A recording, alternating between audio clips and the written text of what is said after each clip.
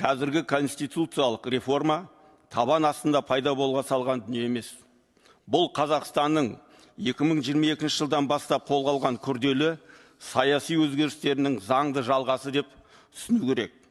Ол кезде еліміз саяси күйзелістерсіз біртіндеп эволюциялық реформалар жолымен алға жылжыды. Біз заң шығарушы органның күрделі әрі ауыр жүйесінен бас тартып, қоғам үшін қарапайым әрі түсінікті және жауапты формаларына көшу қажет деп есептедік.